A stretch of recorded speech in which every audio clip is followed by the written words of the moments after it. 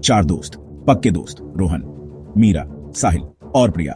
वो बहुत ज्यादा उत्साहित थे, पता है। जंगल में पिकनिक, हाँ विश्वास होता है। उन्होंने सब कुछ योजना बनाई, क्या खाना ले जाना है, कौन से खेल खेलने हैं। ओह कितनी मस्ती करने वाले थे वो बस उस दिन का इंतजार नहीं कर पा रहे थे। टिक टॉक और फिर आखिर वो दिन आ ही गया। दिन बहुत उज्जवल था, एकदम धूप वाला। जंगल रोमांच के लिए बिल्कुल सही।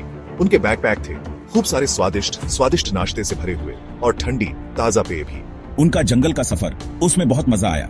वो गाड़ी में गाने गा रहे थे, पूरे जोश से भरे, ऊर्जा से भरपूर, व्रूम व्रूम। और जल्दी ही वो जंगल के किनारे पहुंच गए। वाह, वो कितना बड़ा लग रहा था, बहुत ही हरा भरा। रोमांच से उनके रोंगटे खड़े हो गए। थोड़ा सा डर तो था बिल्कुल, पर ज्यादातर वो शुद्ध उत्साह थी। रोमांच उन्हें बुला रहा था, और जोर से, और वो इसके लिए बिल्कुल तैयार थे। हाँ बिल्कुल थे। उन्हें अपनी पिकनिक के लिए एक जगह चुननी थी, कोई ऐसी वैसी जगह नहीं। उन्होंने जंगल में काफी अंदर एक जगह चुनी। अतिरिक्त रोमांच उन्होंने सोचा, थोड़ा जोखिम भरा शायद। उनके माता पिता ने उन्हें चेतावनी दी थी, पता है, ज्यादा दूर मत जाना बच्चों। पर वो तो बच्चे थे, उस बचपन वाली शरारत से भरे हुए। उन्हें असली जंगल वाली अनुभूति चाहिए थी, कोई उबाऊ सजा संवरा पार्क नहीं। ये असली चीज थी बाबा, एकदम असली जंगली जंगल का अनुभव जिसकी उन्हें चाहत थी। ओह क्या रोमांच था। तो उन्होंने सामान खोलना शुरू कर दिया। घास पर रंगीन चटाई बिछाते हुए, स्वादिष्ट खाना निकालते हुए, सैंडविच, केक, कुरकुरे। ओह क्या खुशबू थी, और जंगल की ताजी हवा कितनी ताजगी भरी। वो खिलखिला रहे थे और हंस रहे थे, अपने दिन के लिए योजना बना रहे थे। पहले खाना जाहिर है, फिर थोड़ा खोजबीन, शायद पेड़ों के बीच छुपन छुपाई का खेल। आखिर गड़बड़ क्या हो सकती थी? आखिर वो बस एक जंगल ही तो था, या उस पल वो ऐसा ही मानते थे? उन्हें क्या पता था, जंगल तो सच में जानदार था। चारों तरफ कितनी सारी आवाजें थी। चिड़ियां जोर जोर से चहचहा रही थी, कितनी मीठी धुनें। बंदर पेड़ों पर ऊपर से लगातार बातें कर रहे थे। वो क्या कह रहे थे? और झाड़ियों में एक अजीब सी सरसराहट की आवाज आ रही थी। वहाँ कौन हो सकता है? सूरज की रोशनी कैनोपी से झांक रही थी, घने हरे पत्तों के बीच से। उससे जमीन पर सुंदर नाचते हुए पैटर्न्स बन रहे थे। सब कुछ कितना सुंदर था, और थोड़ा थोड़ा रहस्यमय भी। वो इतनी बड़ी जगह में खुद को बहुत छोटा महसूस कर रहे थे। हर तरफ हरा ही हरा, एकदम हरा भरा, खिला हुआ हरा। पेड़ बहुत ऊंचे थे, सच में बहुत बहुत ऊंचे, जैसे कोई बड़े बड़े रक्षक उनकी रखवाली कर रहे हो। लताएं डालियों से नीचे लटक रही थीं, जैसे लंबे घूमते हुए हरे सांप। ध्यान से जंगली फूल जगह जगह खिल रहे थे, कितने चमकीले, खुश कर देने वाले रंग, लाल, पीला, बैंगनी, बहुत ही प्यारे। हवा में नमी थी और ठंडी थी, उसमें से ताजी मिट्टी की खुशबू आ रही थी, और अनजान विदेशी फूलों की भी। यह एक जंगली, बहुत जंगली जगह थी, सच में एक बेकाबू जन्नत। आखिर पिकनिक का समय हो ही गया। उन्होंने खाना और हंसना शुरू कर दिया। अपना खाना बांट रहे थे, मजेदार चुटकुले सुना रहे थे। साहिल समूह का सबसे बड़ा मसखरा था। वो सबको इतना हंसाता था कि उनके पेट में दर्द हो जाता था। प्रिया तस्वीरें खींचने में व्यस्त थी।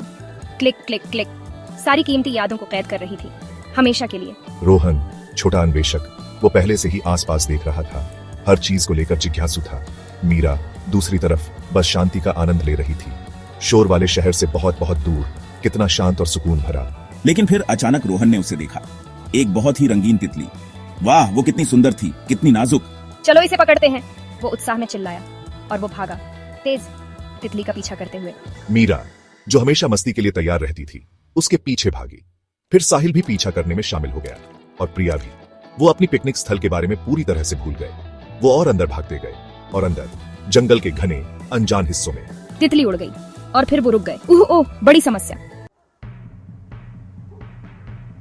हम कहाँ हैं? मीरा ने अपने दोस्तों से पूछा। उसकी आवाज कांप रही थी। ओह, अब तो डर लगने लगा था, बहुत ज्यादा। सारे पेड़ बिल्कुल एक जैसे दिख रहे थे, कोई जाना पहचाना रास्ता नजर नहीं आ रहा था। उनका पिकनिक स्पॉट किस तरफ था? सूरज भी छिप गया था, ऊपर घने हरे पत्तों से पूरी तरह ढका हुआ। वो मदद के लिए चिल्लाए, हेल्प हेल्प, कोई है? पर सिर्फ उनकी अपनी ही आवाजें गूंज कर वापस आ रही थी। वो खो गए थे, एकदम अकेले, और उससे भी बुरा, वो जल्द ही उस बड़े डरावने जंगल में एक दूसरे से अलग हो गए। रोहन हिम्मत दिखाकर अकेले चल रहा था, उसे हिम्मत रखनी थी। पर तभी उसने एक दहाड़ सुनी, एक जोरदार डरावनी दहाड़। वो एक शेर था। अरे बाप रे, इतना बड़ा, इतना डरावना, जिसके गले पर बड़े बड़े बाल थे, और वो बहुत बहुत भूखा लग रहा था। रोहन वहीं का वहीं जम गया। उसका दिल जोर जोर से धड़कने लगा, धक धक धक। वो धीरे धीरे, बहुत धीरे धीरे पीछे हटा, और जल्दी से एक बड़े मजबूत पेड़ के पीछे छिप गया। शेर ने हवा में सूंघा, और फिर शुक्र है वो चला गया। फू, बाल बाल बचे। मीरा एक दलदली जगह के पास पहुंच गई। छी, उसने कुछ लंबा सा देखा, और बहुत हरा। वो गंदे पानी में चुपचाप रेंग रहा था। एक एनाकोंडा, एक बहुत बड़ा डरावना एनाकोंडा। उसकी आंखें एकदम ठंडी थीं, और वो सीधे उसी को घूर रही थी। मीरा जोर से चीखना चाहती थी, पर उसके गले से आवाज ही नहीं निकली। वो बहुत डर गई थी। वो पलटी और भागी, जितनी तेज उसके छोटे छोटे पैर उसे ले जा सकते थे। दूर, उस डरावने रेंगने वाले सांप से बहुत दूर। उसका दिल पहले से भी ज्यादा तेजी से धड़क रहा था। साहिल इसी बीच लड़खड़ाया और पता है क्या, वो सीधा हाथियों के एक झुंड से टकरा गया। एक बड़े दांतों वाले हाथी ने, जो उनका लीडर था, उसका रास्ता रोक लिया। वो जोर से चिंघाड़ा, कान फाड़ देने वाली आवाज, बूम। उसके पैरों के नीचे जमीन भी कांपती हुई महसूस हो रही थी। साहिल बुरी तरह डर गया था। उसने इतने बड़े जानवर कभी नहीं देखे थे। अपने इतने करीब वो जल्दी से छिपने के लिए कूदा। एक घनी झाड़ी के पीछे छिपकर उसने खूब प्रार्थना की, प्लीज मुझे मत देखना। हाथी किस्मत से धीरे धीरे आगे बढ़ गए। भगवान का शुक्र है। प्रिया भाग रही थी। वो बहुत डरी हुई थी, जंगल में बिल्कुल अकेली। अचानक उसे एक चमक दिखी, पीले और काले रंग का धुंधला। वो एक चीता था, इतना अविश्वसनीय रूप से तेज। जुम, वो उसके बिल्कुल पास से निकल गया। वो एक छोटे हिरण का पीछा कर रहा था। फिर प्रिया को एक नई आवाज सुनाई दी, पानी के बहने की तेज गशिंग आवाज। वो पानी था।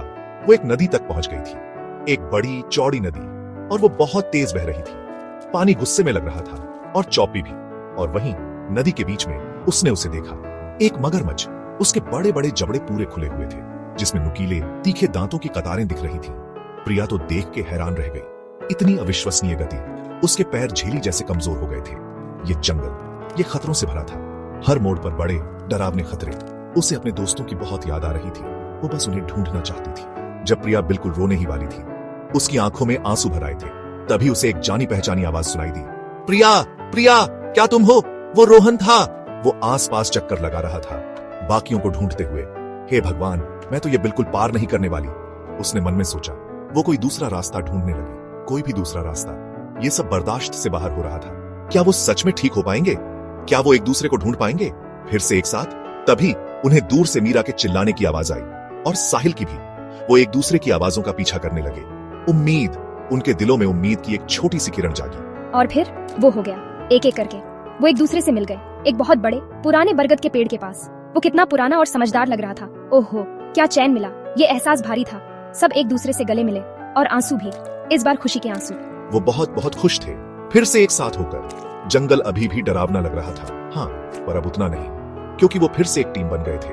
उन्होंने नदी के किनारे किनारे चलने का फैसला किया, नदी के बहाव के साथ, इस उम्मीद में कि ये उन्हें जंगल से बाहर ले जाएगी। उनका ये बड़ा रोमांचक सफर अभी खत्म नहीं हुआ था, पर कम से कम वो एक साथ थे, फिलहाल के लिए ज्यादा सुरक्षित। अगर आपको ये कहानी पसंद आई हो तो हमारे चैनल को सब्सक्राइब करें, ऐसी और रोमांचक कहानियों के लिए।